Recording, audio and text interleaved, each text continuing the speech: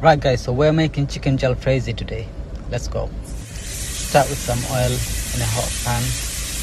Then go in with garlic paste, 2 diced onions, spoon of salt and a little bit of turmeric powder.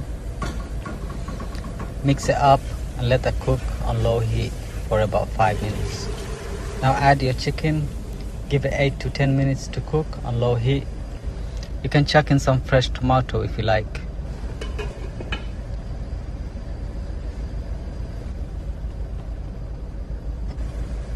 Now it's time for the masala. So you're gonna put 1 spoon of mixed curry powder, 1 spoon chili powder, 1 spoon dhania powder and some chili flakes.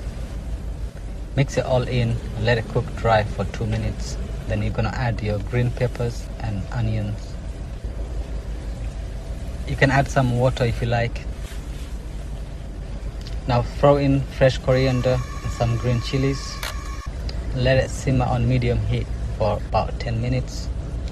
And there you go, chicken jalfrezi done in no time.